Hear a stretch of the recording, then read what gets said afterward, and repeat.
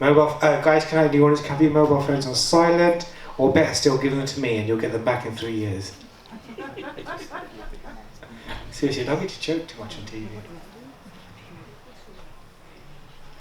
Right. Okay. Serious face? Go for it. Alright, go. T minus 10 seconds. 10, 9, 8, 7, 6. Waheguru Ji Ka Khalsa, Waheguru Ji Ki Fateh. Sangaji, my name is Harbal Singh, and today we're going to be talking about a number of different topics. We're going to be talking about a few events, and today our opening event is going to be talking about all good nation on Guru Nanak Dev Ji's 550 Guru Purab. Sade 500 साल गुरु नानक देव जी उत्ते ऐसे अंगदान दे उत्ते विचार करेंगे कि अंगदान की हैगा कितना होंदा है की हैगा सारे को काफ़ी experts we've got a host of experts in front of us. We've got a lead by Dr. Kiran Sanghera, organ donation activist and a peer educator and kidney research UK facilitator. We've got Munde, which is chair of Mandeep Munde Memorial Fund. We've got Professor Charan Randhawa from Public Health University, and we're going to be talking to them. The way we're going to work today is going to have about 45-minute talk. See, jagdi to gal karenge. Uske baad 15 minute, 15-minute question-and talk afterwards, which you guys can actually talk to the panel in front of us here.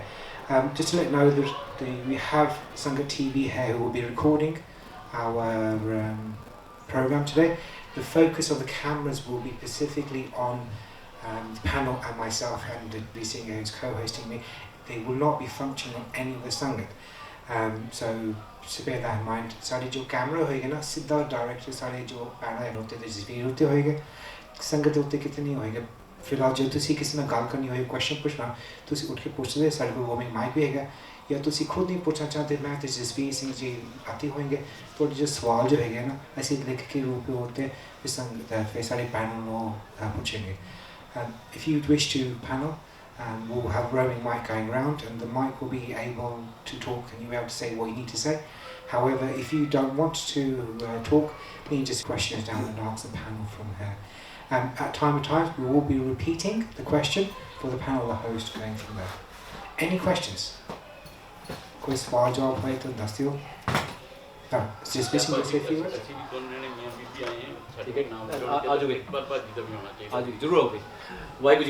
So I'm not going to do the marathon of English and then Punjabi. I'm going to keep it to an English medium but break into Punjabi again. I think the main information we want to get across to you is from the panel here, and organ donation has been we've presented through Sunday Television 5 episodes previously few years back, and we will have links of those attached to these as well. I do urge you all to go and look at those links as well. We took several weeks to do those, but this is a revamp, and Dr. Kiran Sanghera is going to tell us why we have brought the topic of organ donation back to you, the Sangat. Thank you. I'd like to call upon Dr. Kiran Sanghera to take the mic.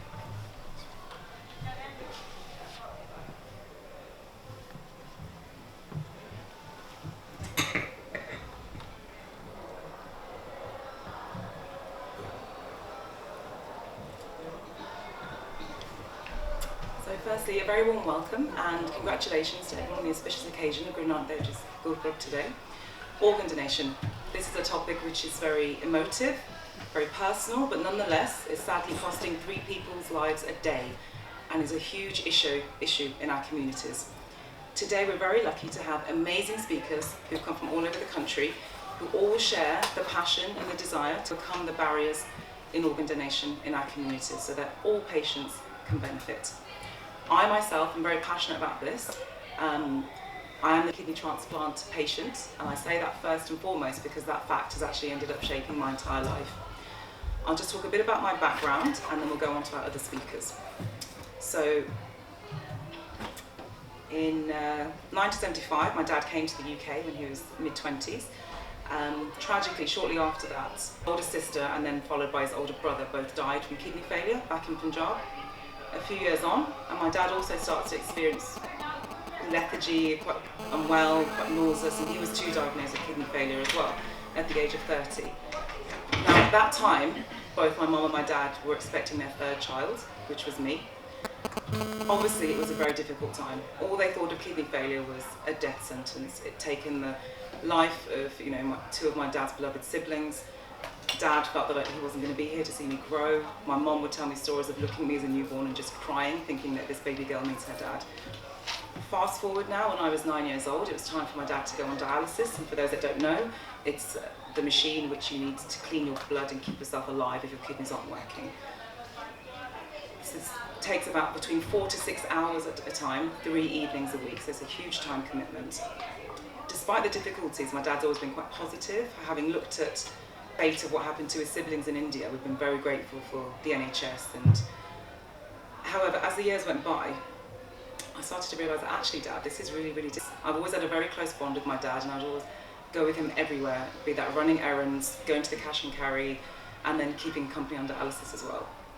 So it became really apparent that this is actually no life, to be honest. This massive time commitment, feeling so tired, feeling sick all the time, the travel, the work restrictions, having to adhere to a really strict diet, and fluid intake of 900 mils per day for a grown man is not easy. Not to mention, most significantly, reduced life expectancy. So this fact is quite shocking. The average 25-year-old on dialysis has a life expectancy of a 75-year-old man. Okay, so huge, huge impact on not only his quality of life, but the quality of life of our young family as well.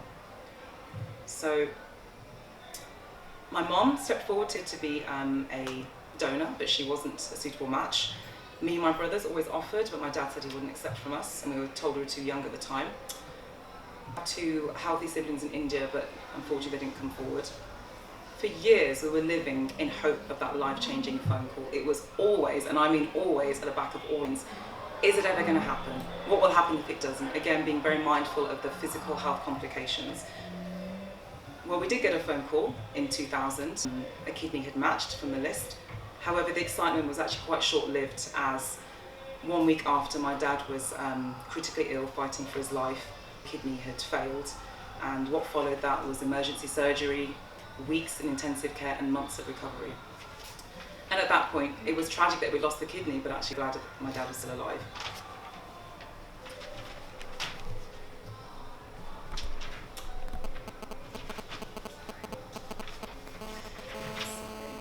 That said, 7 years on now, on the 30th of July 2007, we had another phone call. So after 15 years, my dad was blessed with a new lease of life. Sadly, however, a couple of weeks in, and the kidney still hasn't really started working. So it's confirmed that actually, not just rejection, but very aggressive rejection had set in. So we were told so much of this kidney is damaged, there's very slim chance of this kidney working now. However, we never gave up hope. My dad didn't, our family didn't, the consultants at the QE renal department never gave up hope. And after a very turbulent 6 weeks, against all the odds, the kidney started working. And 12 years on, my dad's now here to tell the tale. He's dialysis free, he's enjoying his retirement, he's traveling the world, he's able to watch his children, his grandchildren flourish. He can even enjoy eating a banana and drinking more than 900 mils in a day. There's just no words to describe what this gift of life has meant for him and for our family. And ultimately, I still have my best friend by my side, and for that I'm eternally grateful to an incredibly selfless donor and the donor's family. After that obviously growing up with this experience inspired me to then become a doctor. At medical school, I'll be that one to start those conversations with my fellow medical students, especially the ones from Asian backgrounds, about organ donation. I was quite surprised that actually, even though medical students, they were not on the organ donation register. They weren't open to this. I was like, well, this is a huge issue, clearly, in our communities. Later on, I got the opportunity to become a peer educator for Kidney Research UK and take it to the next level, have more opportunities to try and raise awareness. And I've always said my motivation for this is just purely, we could not sit back as a family and accept the most precious gift on this earth, my loved one, without trying our best to give something back, in the hope that other patients won't have to wait as long or suffer as long as my dad did, or worse still, lose their life footing. Now, I just want to give a few important stats, just to kind of explain why is this such a big issue in our communities? Why is there such a problem in the Asian community? Well, firstly, as Asians, we're already more likely to need an organ transplant than to actually become a donor. This is because of a few reasons, but the two biggest causes of kidney failure are diabetes and high blood pressure, which I'm sure we all have people in our family who have high blood pressure and diabetes. Asian people are already at 5 to risk of kidney failure than white people. And now, quite shockingly, an Asian person with diabetes is 10 times more likely to get kidney failure than a white person with diabetes. So firstly, we already are much more likely to get kidney failure and need an organ. Secondly, a successful one is much more likely from someone from the same ethnic background. Despite Black, Asian and ethnic minority patients only making up 11% of the population, we're making up over a third of the active kidney transplant waiting list. 35% of patients waiting for that life-saving are making up the transplant list. However, only 7% of those signed up to the organ donation register are actually from our background. So clearly, the demand is clearly outstripping the supply. Sadly, this means that Asians have to wait much, much longer for an organ transplant. And tragically, many of whom will lose their lives whilst waiting. And I very fondly remember some of mine who didn't make the wait. And actually, when Dad was diagnosed, I remember some of Caucasian patients diagnosed at the same time. The majority of them be within 2 years, whereas Dad, purely because of his ethnicity, had to wait 15 years. To me, this is just an absolute unacceptable health inequality, one that we are actually inflicting on our own people, on our own community, and one that we have the power to change. Hundreds of people's lives can be saved or improved each year by organ donation. One donor can save up to 9 people's lives and help so many more individuals and their families in the most unbelievable, immeasurable way. I'd like to talk briefly now about Sikhism and organ donation. So as we all know, the Sikh philosophy and teachings place a huge emphasis on the importance of selfless service, seva, giving and putting others before oneself, to give without seeking reward or recognition, to know that all seva is known by the Eternal. Sikhs are also very fearless, and we should be very fearless in attacking this issue and helping unity. Our religion also puts a huge importance on an individual's social responsibility to ensure the well-being of society at large, not just family, but humanity. There are multiple examples in our religion of gurus who have sacrificed not only their own lives, but their families' lives, other people. So Guru Tegh Bahadur Ji, our 9th guru, gave his head to protect the freedom for others to practice their religion. Our 8th guru, Guru Har Krishan Ji, gave his life to helping sufferers with the smallpox epidemic.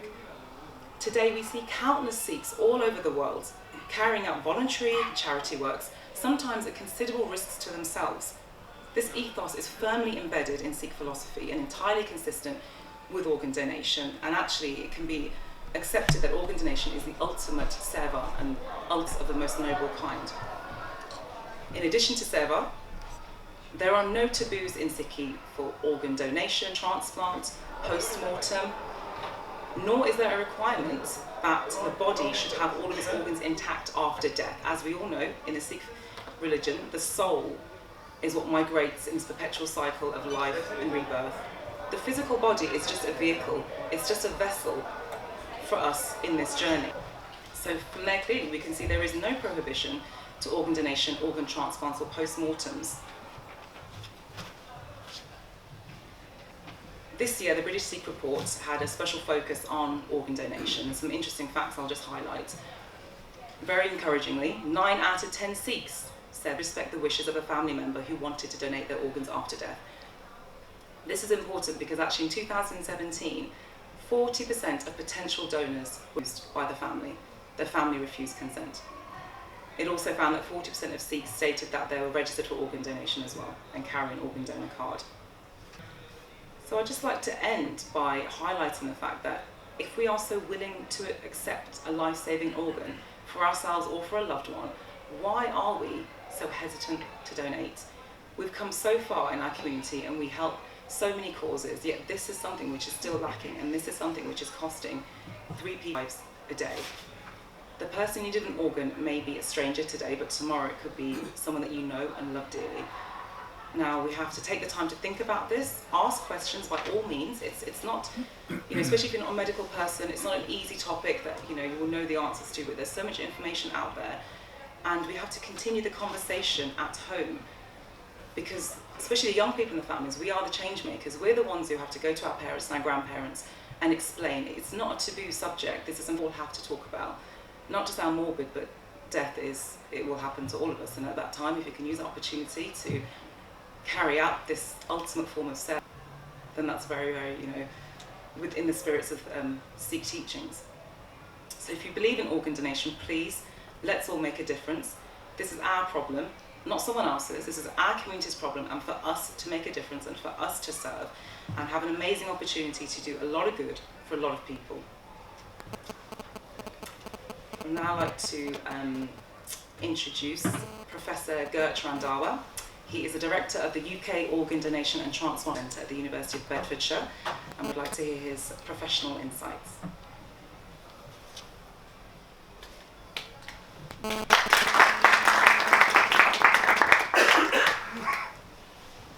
This is where you bear with me, and I hope the technology will work.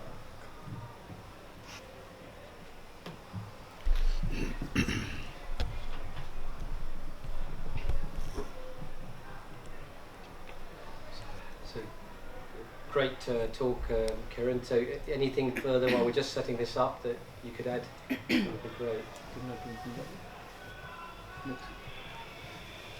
So basically, as I said, Gert Randhawa is the director of the UK Organ Donation Transplant Research Centres, and years of research into the science and the research and the public health perspectives of organ donation, specifically in the Asian communities and the BAME communities. And by BAME, I mean Black, Asian, ethnic groups, and done a lot of research into the barriers as to why there's such a problem in our community.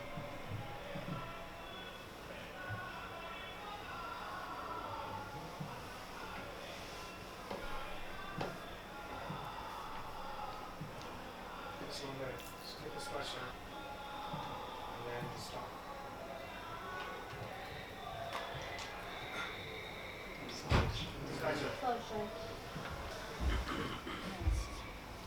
And just going to start.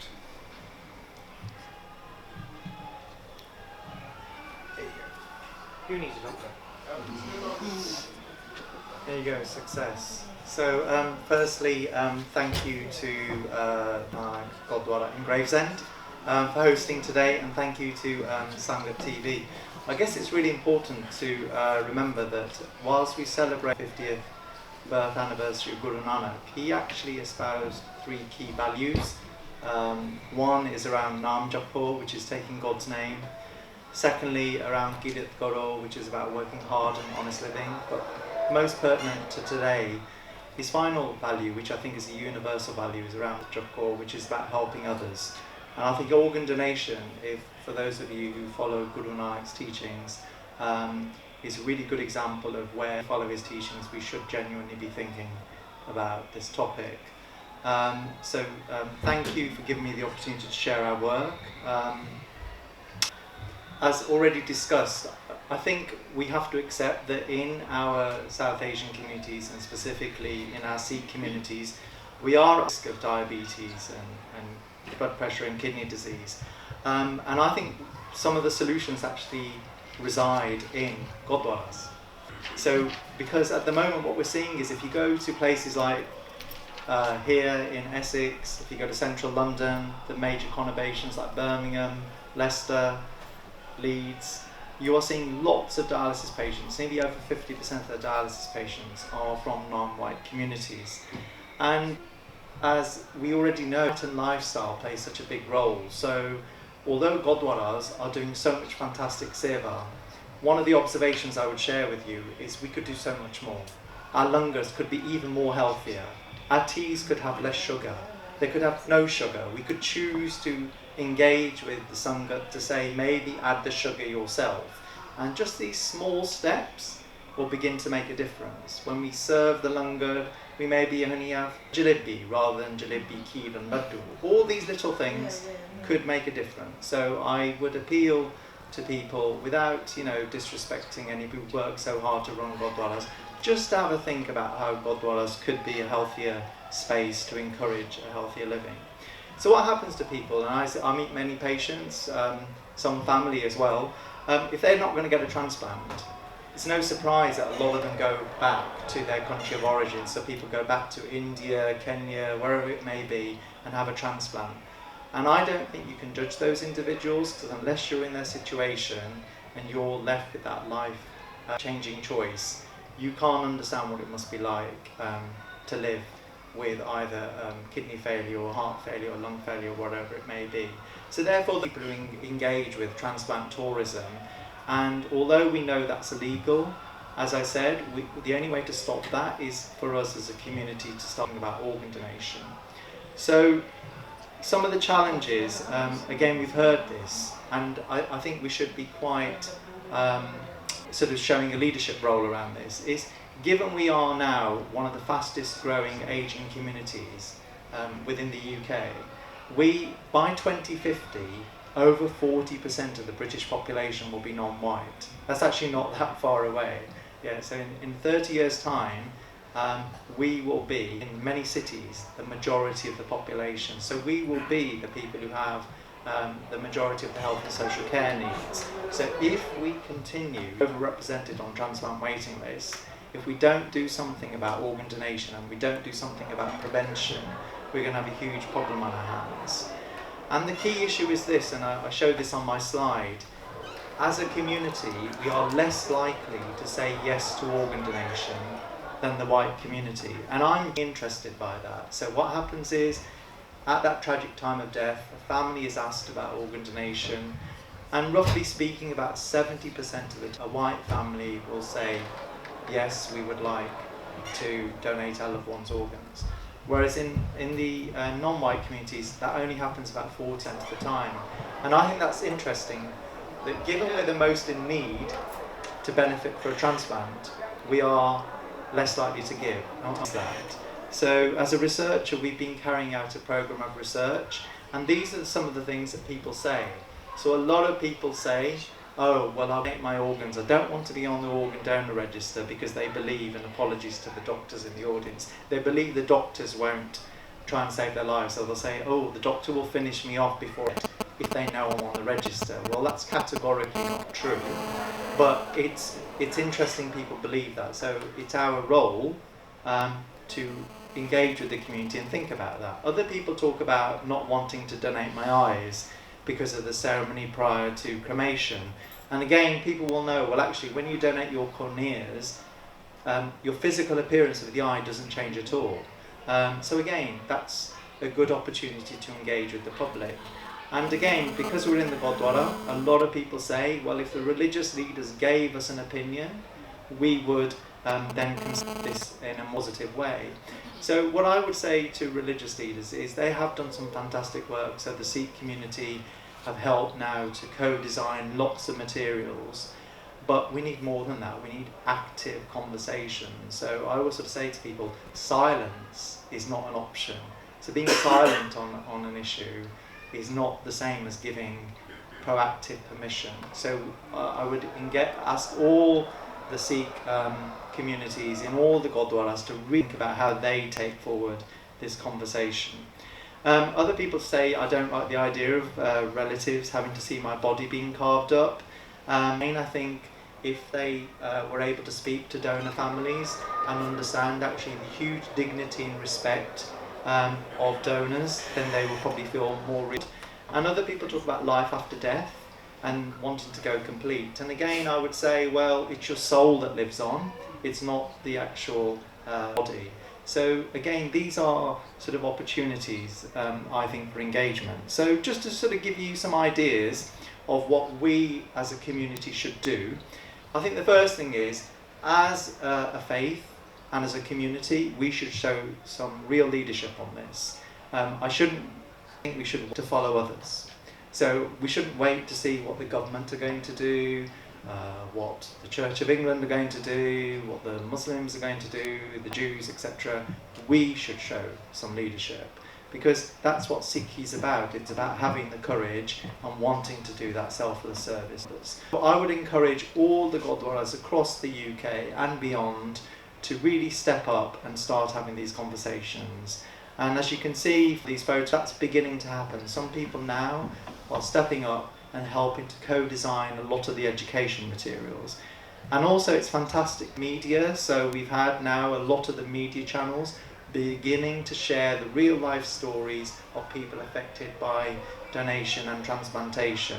And I think that's really good, and most importantly they do that in different languages, and that's why I think it's so fantastic that Sangat TV have agreed to showcase this really important topic. And also the national media are. So this is an image of the BBC News, so this is prime time news. We're doing at the moment, this happens to be in a Gurdwara in Luton, and it's about having these proactive conversations and the leaders wanting to say to people, we will have these conversations. And politicians are beginning to do their bit. So this is the previous Secretary of State for Health. You'll probably be aware of the current political situation, they change on a weekly basis.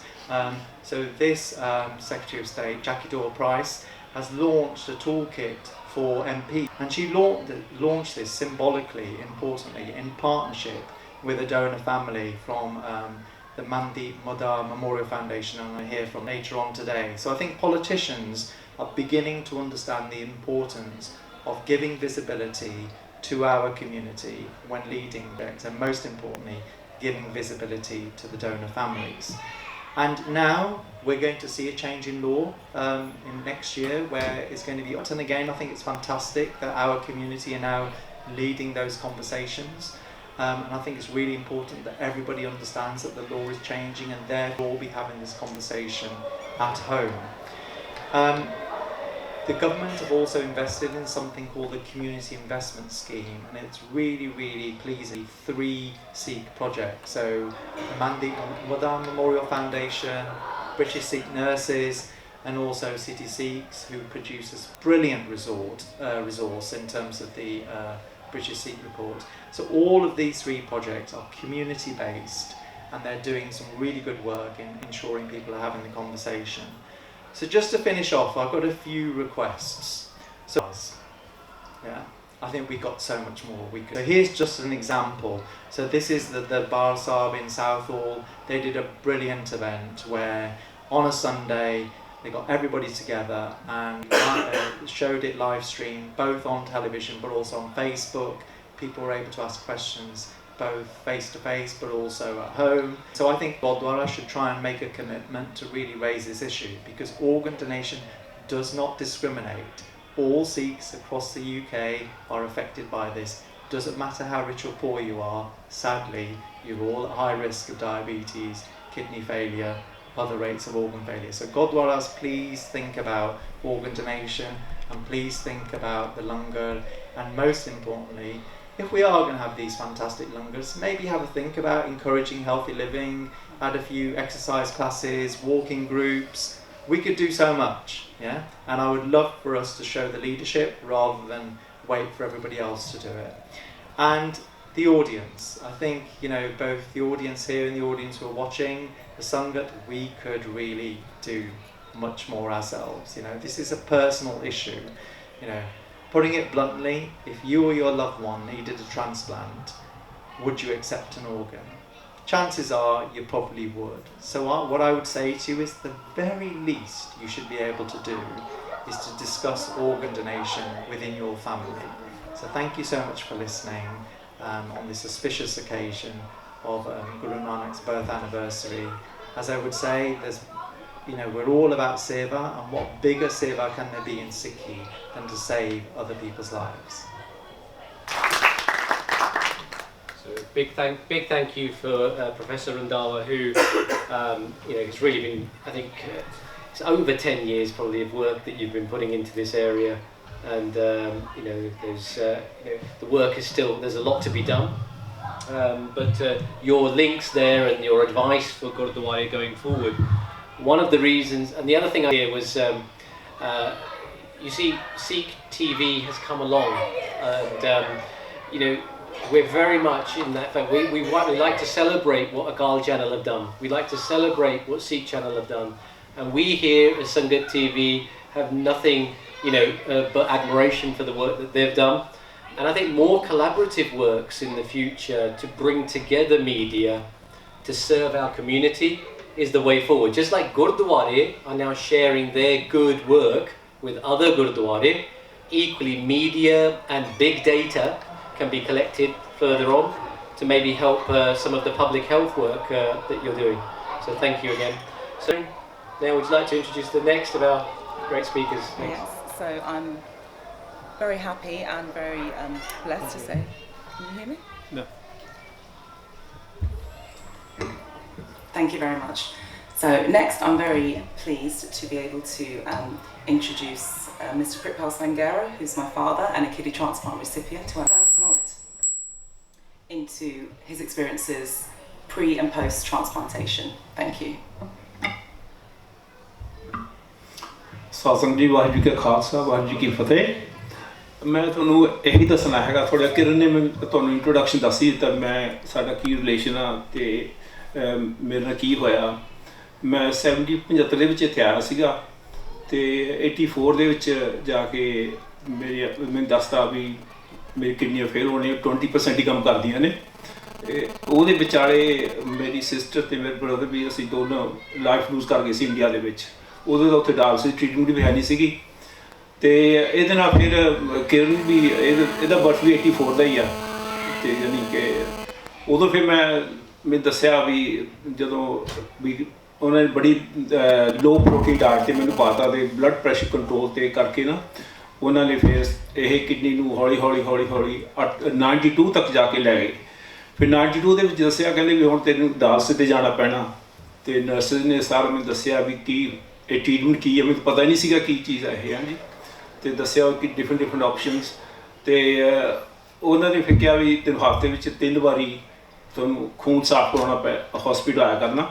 ਉਹ ਹੈਗਾ ਵੀ ਬਾਂਹ ਦੇ ਵਿੱਚ needle ਲਾ ਕੇ ਨਾ ਖੂਨ ਕੱਢਦੇ ਆ, ਮਸ਼ੀ ਫਿਲਟਰ ਦੇ ਵਿੱਚ ਸਾਫ਼ ਕਰਕੇ ਦੁਬਾਰਾ ਖੂਨ ਪਾਉਂਦੇ ਆ।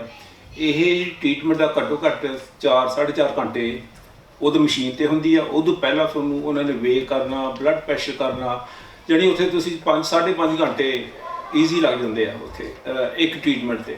ਉਹ ਵੀ ਕਈ ਵਾਰੀ ਆਉਂਦਾ ਸੀਗਾ, ਨਰਸਿਸ ਤੋਂ ਨੀਡਲ ਨਹੀਂ ਲੱਗਦੀਆਂ ਸੀਗੀਆਂ, ਉਹਨੇ ਕਿਸੇ ਦੂਜੀ ਨੇ ਆ ਕੇ ਟਰਾਈ ਕਰਨਾ, ਤੀਜੀ ਨੇ ਟਰਾਈ ਕਰਨਾ, ਬਾਂਹ ਸੁੱਜ ਜਾਣੀ, ਇੱਥੇ ਤੱਕ ਹੋ ਜਾਣੀ, ਘਰ ਫਿਰ ਬਿਨਾਂ ਡਾਇਲਸਿਸ ਤੋਂ ਘਰ ਆ ਜਾਣਾ, ਇੱਥੇ ਫਿਰ ਦੂਜੇ ਦਿਨ ਫਿਰ ਵਾਪਸ ਜਾਣਾ।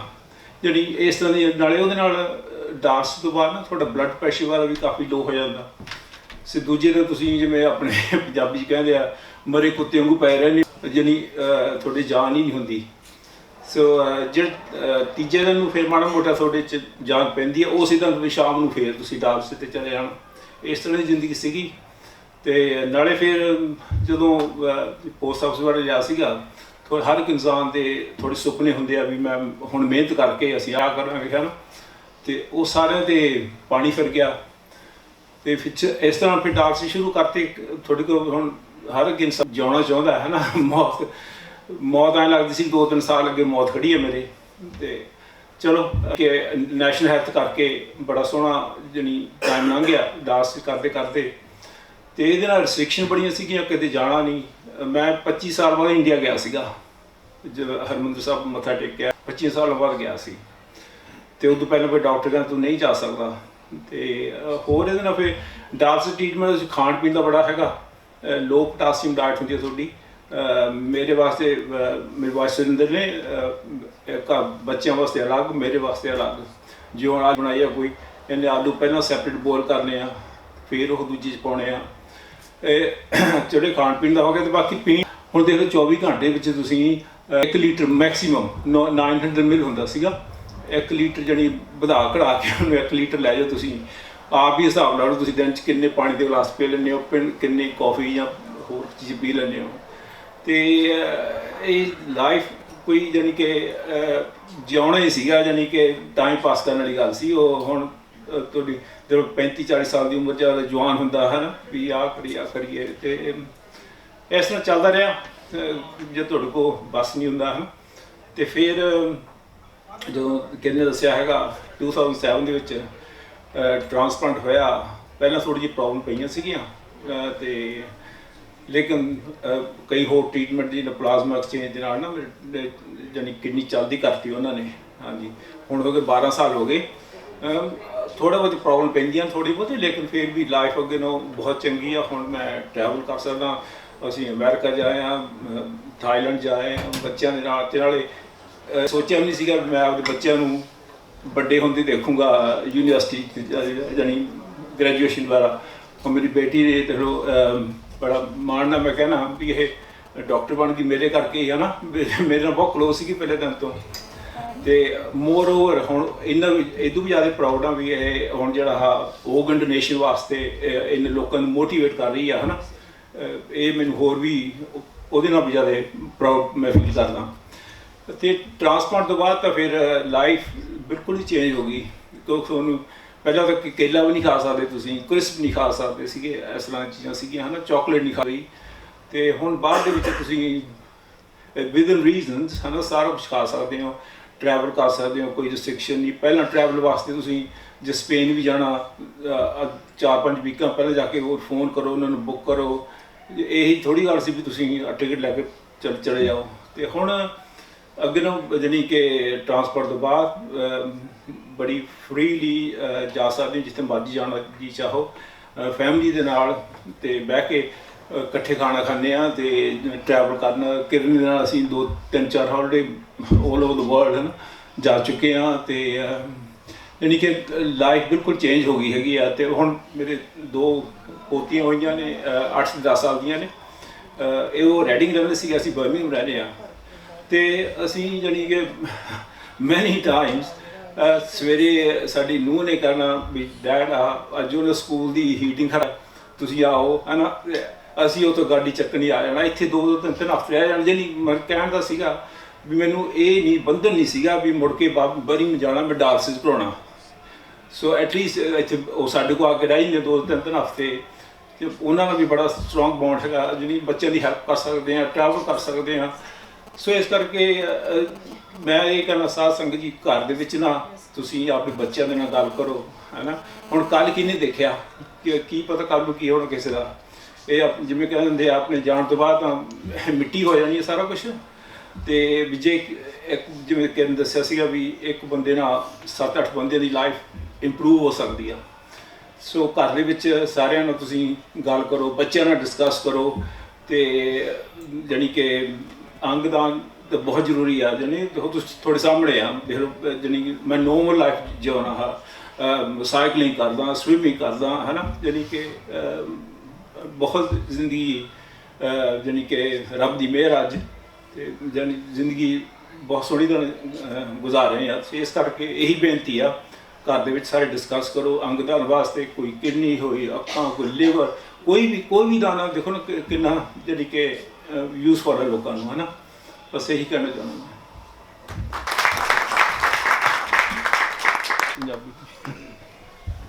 Thank you so much, Dad. I think that's, yeah, it's really special, and it's amazing to have you here and your personal stories, and hopefully the Sangat can really hear this and, you know, really try and help us in making a difference to save other people as well, not just my dad, other people and other people's families, other people's dads, other people's children. Okay, thank you. Really happy to now introduce Bobby Mudha. He is the chair of the Mandeep Mudha Memorial Foundation, which was set up in memory of his dear brother Mandeep Mudha, whose organs were donated after his tragic passing. So please, let's all hear his personal story. Thank you.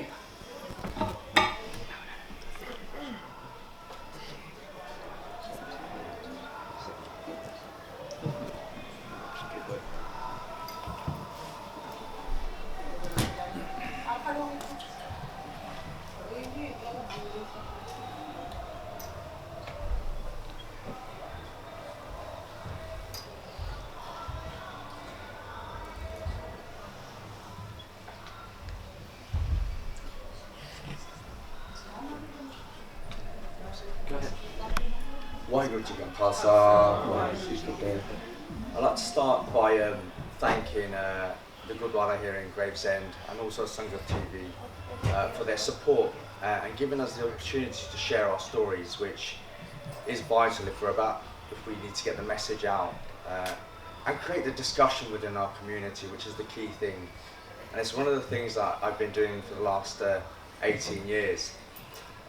Trying to engage the community and get them talking about organ donation and things that really impact us. And I think both Gertch and Kieran have put the stats across and spoken very well about those areas. My story starts on New Year's Day in January 2001. 5 o'clock in the morning, there's a knock on the door, and a policeman is telling my mum and me that my brother has been in a car accident. He was a rear seat passenger in a car, and that he's been taken to the local hospital, which is Luton and Dunstable. I left my brother when we went out on New Year's Day, New Year's Eve as it was then, and little did I know that was the last chance that I'd actually have to speak to him. So we went to the hospital, up my dad who was at the Gurdwara in Luton, making sure the Gandhis were looked after that night. So we rushed down to Luton Dunstable Hospital, and upon arrival we were told that my brother was a rear seat passenger that left the road, and unfortunately he sustained a head injury and his eye was damaged. It was at that point, and the reason I'm telling you this part of the story is because it becomes very relevant in the whole decision making as to kind of why we donate. Why does a Sikh family donate? I've never heard of that before until I went through the situation. I've never known another family or relatives or anyone who'd been through that situation. Now, I asked at the time, I said, they informed us that my brother would not be able to see out of his eye again. And I asked the question, quite naively at the time, I said, is there any chance for an eye transplant? I kind of thought, you know, with technology and you know, there's innovative kind of out there and things that people can do. And they said, unfortunately, my brother's eye was so badly damaged that it wouldn't be possible. I thought, okay, you do. And you ask for anything that can help your family member. So my brother stayed in hospital in Luton for about a few more hours, and it became apparent that his head injury was severe. They had to be transferred to the Royal Free Hospital in London. And that's where we and the family went and stayed for 7 days really, until January the 7th. Now all through that week it was a matter of to see if my brother could be saved, and the nursing staff they did everything they could do. It became apparent that towards the end of the week that my brother would not be pulling through. And so towards the end of the week we were approached by a transplant coordinator. Somebody came over to us to talk about what our plans were, you know. So I always say that this person's job is the hardest job in the world. They're going up to a family and in essence they're asking the family, can we have your organs? You know, and I didn't take it that way, because I thought to myself, wow, that's a difficult, you know, conversation to have. Now, what I wanted to do is kind of say, look, can we just have time to think about it? Now, what trigger went off in my mind was I knew of a conversation that my brother Mandeep had with my sister Kiran, and in that conversation my brother said, if anything happens to me, you can take my kidneys, take my organs. So I knew that had taken part. But also at the same time, a situation where we're going through immense grief, you know, real strain on the family, and then to have this conversation was, well, it's a bit too stressful at the time. And what it did, it made me ask my relatives, it made me ask people who are from a medical profession in my family, and ask the elders as well, because from this point of view, what do we do here? I'd never known anybody who, from a Sikh faith background, who donated any organs. So I asked the elders, what do we do here? You know, has it been done before? What do you think? I asked the family what they thought. But ultimately, and I can honestly say this, if they had turned around and said, you can't do this, I would have gone against that, because the decision we made was a human decision. Now, if a heart, a kidney, or anything, and if we go back to when my brother first went to hospital, an eye transplant could have saved my brother, I would have taken it from anyone. You know, it doesn't matter about your background, you know, your faith. I would have taken anything to save my brother. He was 20 years old. He'd only started university, you know, so I would have taken anything. So my answer to everybody was, how could I say no? I couldn't justify why we as a family wouldn't say no. Now, I spoke to my parents obviously, and when they did a last stem test, before my brother went over to have his organs removed, my dad said to me, and my mum and dad are my heroes. My dad turned around and said, the body's just a vessel now. And he turned around to the surgeon, he said, take whatever you need. And I thought to myself, whoa, okay. My images of kind of organ donation, I didn't know anything about it really. So I wanted to know actually what actually happens from now on. So I asked us, and I knew that before the funeral, we had to wash the body. Now, did I want my cousins, my dad, to see my brother's body in such a state that we couldn't do that? Because it was harrowing anyway. He was the youngest child of the family, 20 years old. And I thought, okay, what do you need? What do people need? What's useful for somebody? And the surgeon said to me, well, he's 20 years old, his heart and kidneys, perfectly working condition, they would really help people. And then I asked the question, I said, how would that happen? What would you have to cut? And what would the body look like? So I asked questions. And in our community, I don't think we ask enough questions, because I could have easily, referred back to scare stories I've heard before about organ donation and not done anything about it. But I asked questions. I wanted to know. This is something we wanted to do as a family, because we wanted to get something positive out of this tragedy. And because we did this, that's why I'm here today talking about it, because I'm able to. I love talking about my brother and the decision we made. Now, going back to the surgeons, I was given a few minutes when the transplant surgeons came to extract the organs, and I spoke to them. You ask questions. That is your family member. You have a right to ask whatever question you want before you make such a decision. They said to me that the insertion will be at the front, be a plaster here and round. I said that's fine. Obviously the eye would be covered because he'd lost that in the accident, and I thought, okay, now I know my dad and all of us, because the body will be okay. Didn't really, and at that point I thought to myself, wow, if my dad can turn around and say, take whatever you need, then how can you possibly not do that? How can you possibly not give to somebody else? And I saw it as, and we as a family saw it as, that what other seva could you do to somebody? In his passing, my brother was able to help 3 people that I know of. So the gentleman who received the heart, 19 years still strong, and he wrote us a letter and he said thank you very much. 2 ladies received a kidney each, a young lady and a middle-aged mother. They lasted for 5 years each, and because of their own health conditions, it failed with the kidney.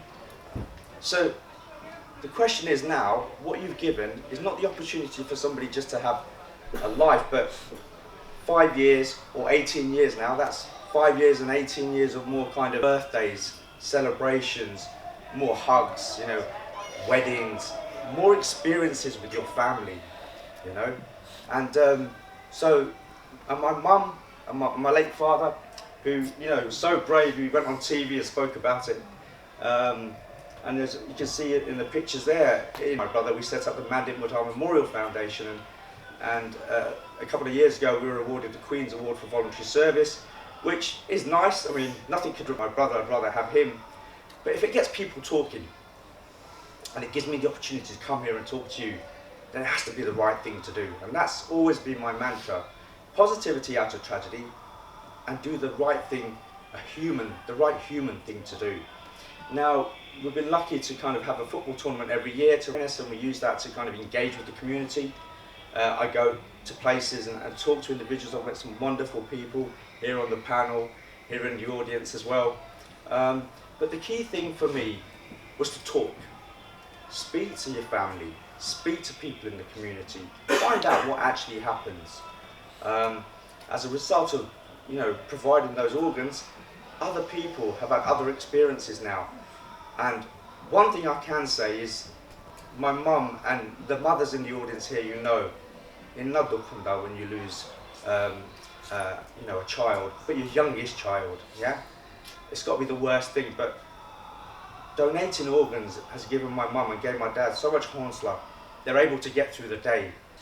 And when they think about it, they don't think about who we gave the organs to. They think about, we helped somebody, and it was a positive out of the massive tragedy that we had. And that's, I'm not going to lie to you, I think about my brother every day. But I think about it in a positive way. And it's us as a family to cope with what happened.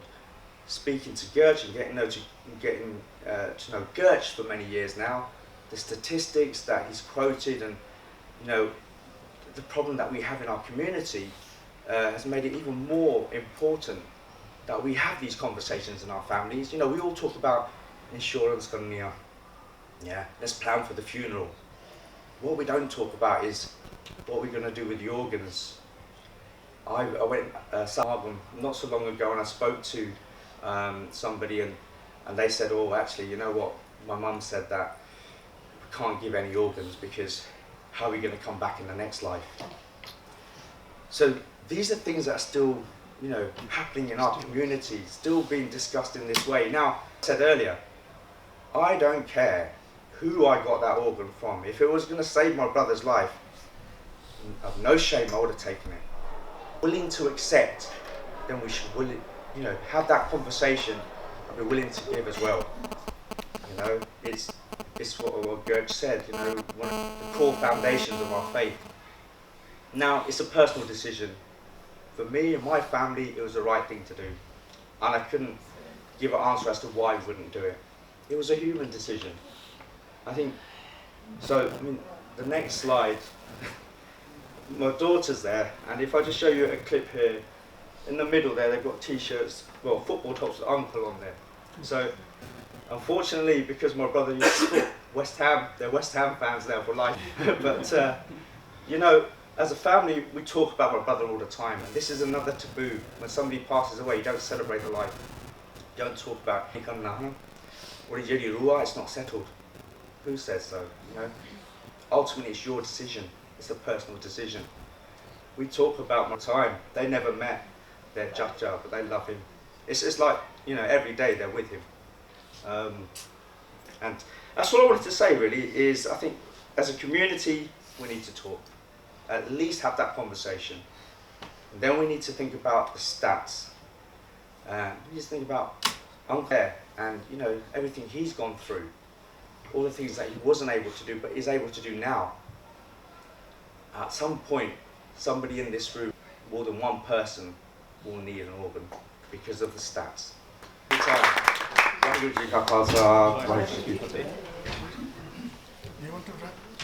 Thank you so much, Mandeep, for a really... Thank you so much, Mandeep, for a beautiful speech and very heartwarming, very personal story, which I think everyone has felt that, so thank you so much. To introduce Baranjeet and Satnam Kang, they're a husband and wife duo with a very special love story of life and donation.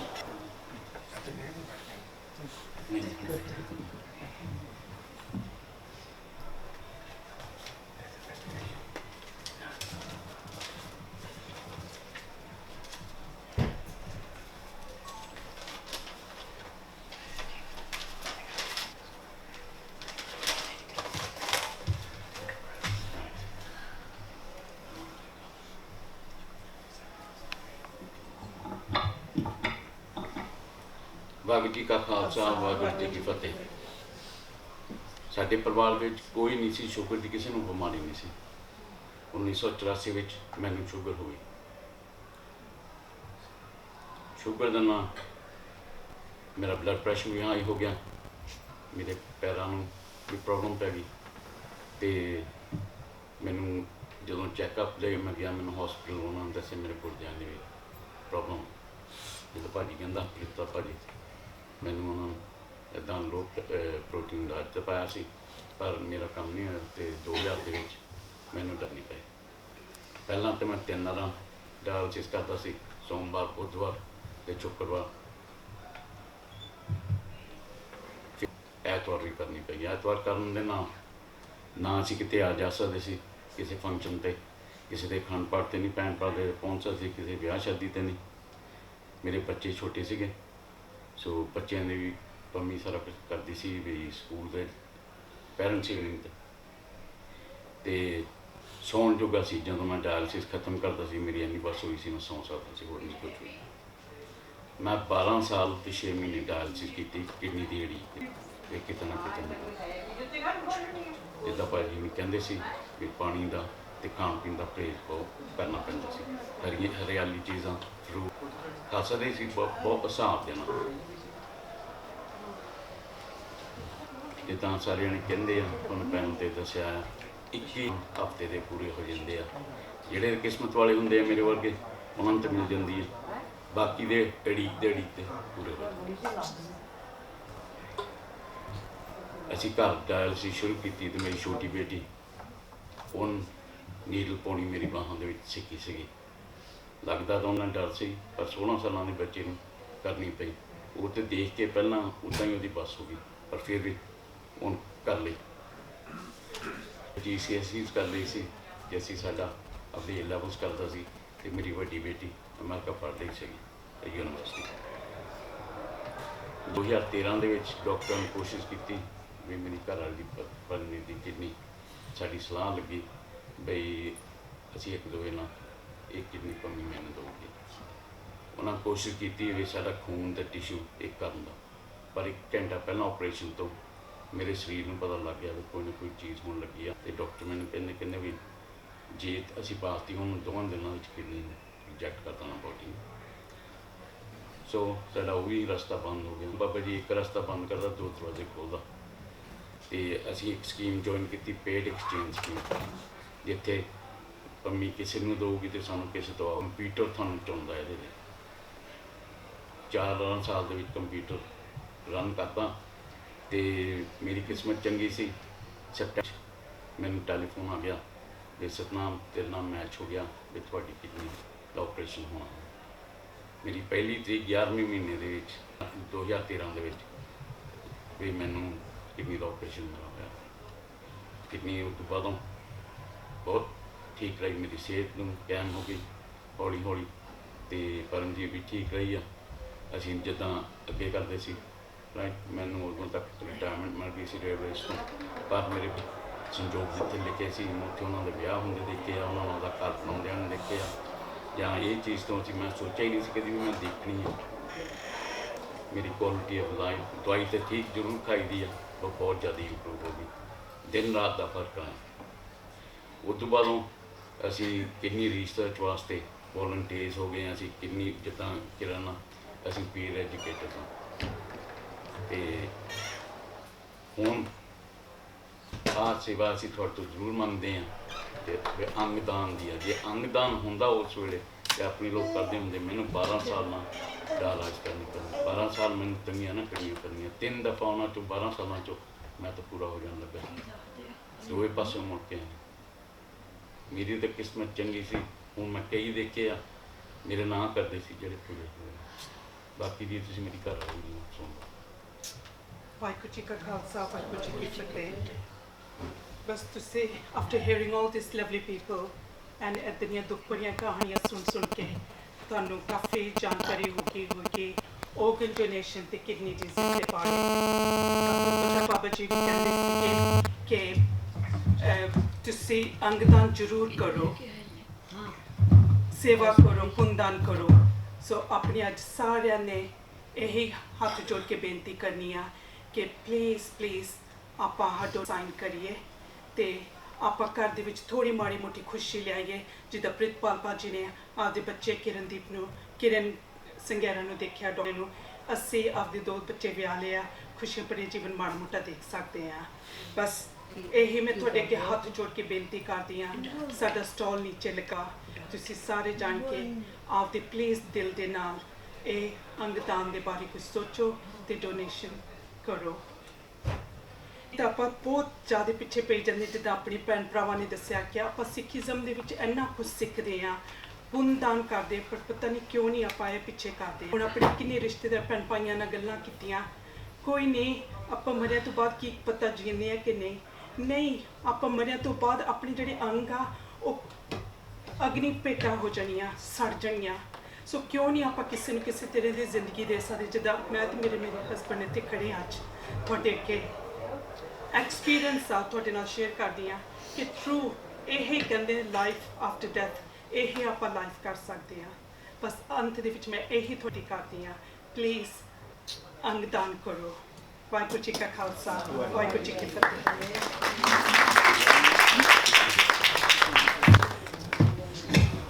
Waheguru Ji Ka Khalsa, Waheguru Ji Ki Fateh. A big thank you to our panel and our experts. All yours. Thank you so much. Now, we're short of time, but we just have one last speaker, Harpreet Mathur, specialist nurse and donation, who will come and basically talk about her role as the specialist nurse and actually the key process of actual organ donation. So after hearing the stories now, you might all have some specific questions, and she can just basically hopefully try and help answer those questions. So thank you very much.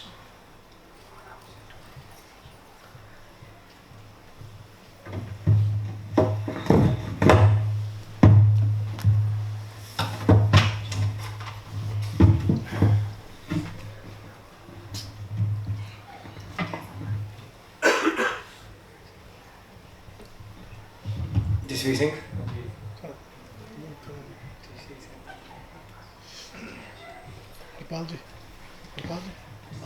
I did have to call on the doctor. Team or doctors? Ask me for more slightly. No.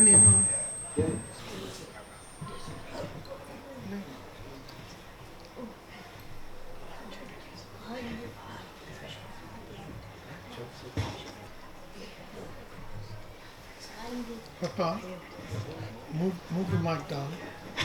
Mic.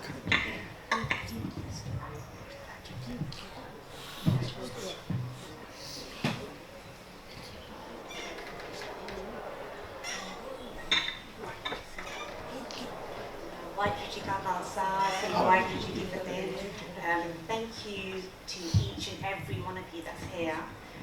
Firstly, Sohni Punjabi, like most of us.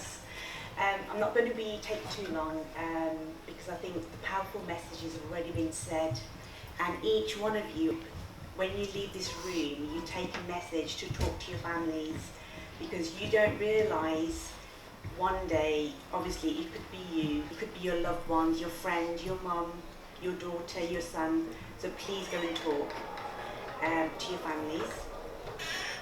So my role is a transplant coordinator. I'm a specialist nurse in organ donation, and I work at the Queen Elizabeth Hospital in Birmingham. My role is to approach families for organ donation. One thing I want to make clear is organ donation is not talked about until they can't do anything else to save your loved one. So a lot of people think that their loved ones aren't going to be treated because they want their organs, or treatment's not going to be good enough. That is totally wrong. Every doctor has a duty of care in the UK to save your life first. So if someone is in a road traffic accident, or someone has had a major stroke, and the doctors can't do anything else, then life support will be. And this is where I come in, and we sit in with the doctor, and we'd ask the family if we would consider donating their loved one's organ. My job day in, day out is to speak to a lot of families, and I do speak to a lot of Asian families. And when I sit in the room with, it's quite heartbreaking when they say no, especially when I speak with Sikh families and they tell me that it's written in the Guru Granth Sahib that you can't donate. You're written in the Quran that you can't donate, or any other excuses. And this is when I turn around and say to them, if you need an organ, accept, and they'll happily say yes. And this is where I have to kind of sometimes pinch my hands, but there is nothing anymore. Our community needs people to come forward and sign up on the organ donor register, because every single donor is important. A lot of people think that everyone that dies can be a donor, but actually not everyone can be a donor. You have to die in a very specific way to be a donor. So every single donor is very important. So yes, we sit in with very intense conversations. These conversations are the most difficult conversations I think anyone will in their life. But it is reality, and you don't realise that until it actually happens to you. The process is long. That's why you'll see why each and every donor is important. So when someone is about to withdraw life support from their loved ones, they'll call me. I'll come onto the hospital and assess the patient. Is this patient suitable? Some of the time they're not suitable, but some of the time they are. Me and the doctor, the consultant on intensive care, will come treatment to withdraw treatment or to tests, to do neurological depth tests. And after all that is done, that's when we will approach the family. We'll do a long consent process. We'll send specialist bloods, and then we'll register. And this is where we start finding each donor recipient. So for a kidney, we'll find a recipient. For a heart, we'll find a recipient. And that process takes a long time. After each organ's placed, we'll set retrieval teams, and those teams will come to the hospital, and then my role will fall into coordinating the whole of theatres, all throughout theatres, and looking after the patient after theatre. So as you can see, it's a very, very in-depth process. That's why every single donor is important. One thing we haven't touched on is the spiritual and religious needs. It's a fact. We can still do our Sikhism last rites, even if the patient is Muslim. We'll do the last rites as they want, and so nothing is affected. We've talked about this, the shortage of it, in the Asian community, and it is really, really real. A lot of the time when I speak to a lot of Asian families, there are large Asian families, and the more family get involved, the more complicated it gets. You've someone coming in from another family, someone who's a bit older, elder, that'll come in and change the whole family's mind, and this is what we're seeing now. A lot of religious leaders, even if the family are positive, will come in and ruin it and start talking about the holy books, things that don't even exist. So it's really important, that's why, to have the conversation. This is what happens to our organs. They're literally burnt. We see it so live in the UK, we don't realise it, but they're literally in little ashes, and those organs could have actually saved 8 to 9. The organ donor register now has a fate declaration where you can comment and you can tell the NHS talk about your faith beliefs with your family. So that new box has been added in last year. So it's something to really go on, consider, sign up and fill in the faith declaration if you really want to add in your faith beliefs. Like Gertz mentioned, the law is changing. So in spring 2020, if you don't want to be an organ donor, you will have to opt out.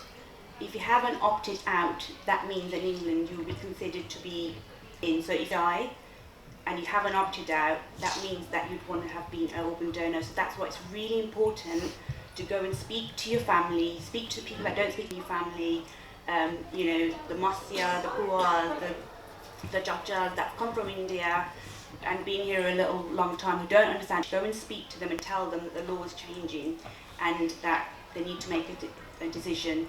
But what important message I want to leave to you is it's still your decision. A lot of religious groups are thinking that the government own your organs. It's very untrue. So you need to basically go and have that conversation. Decision will always be yours at the end. Organ donation is very real. It can happen to any one of us sitting in this room. You might need a kidney. So it's really important to have that conversation. Thank you very much. So thank you very much. I think we've got a short Q&A session now. So we've got about 5 minutes or so. Any question, please do go ahead. Sorry, I've got you to do the running. Seriously. Okay, Anji. I'm one of the ITU consultants at Queen's Hospital in Romford.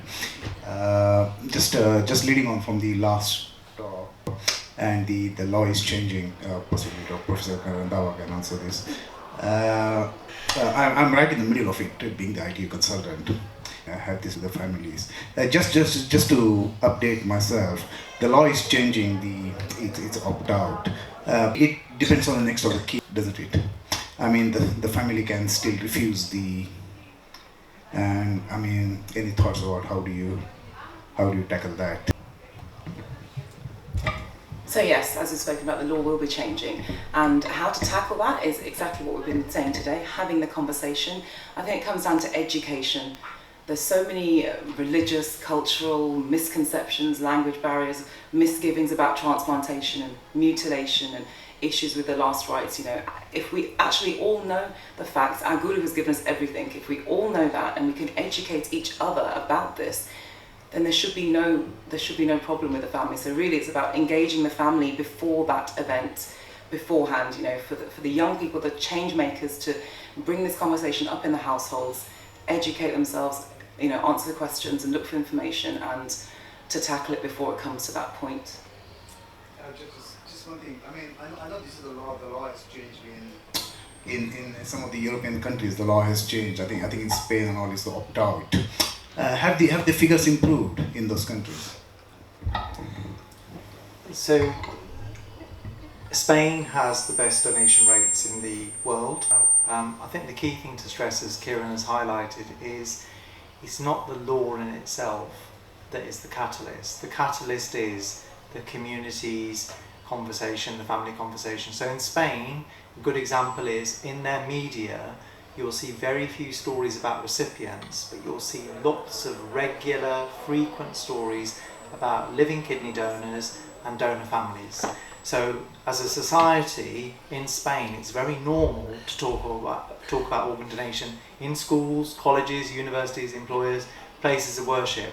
So in a sense, they've reached a fantastic place where people think it's odd if you're not an organ donor, and I would love for the Sikh community to show the same kind of leadership. Thank you. Any questions? Oh, yeah. Round of applause for that answer. Thank you. Question from Sangat here. What is the vetting process, especially if a person has... Thank you. What is the vetting process if a person's an alcoholic or a smoker? And does that affect organ donations or organs they can donate?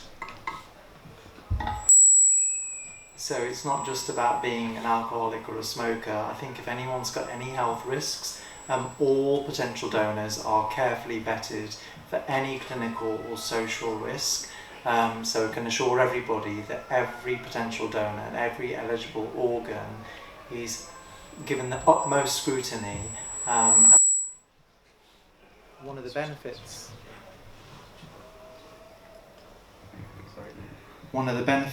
of the UK transplant system is we know that all organs that are used for organ donation are of the greatest and highest quality.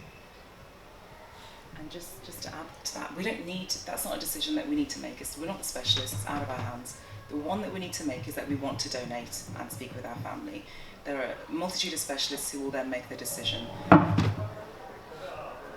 So just want to finish now by saying, I hopefully taken a lot away from today, and we've all got an amazing opportunity to do a lot of good for a lot of people.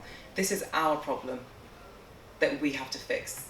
This is our community. The Sikh community can make a huge difference with this.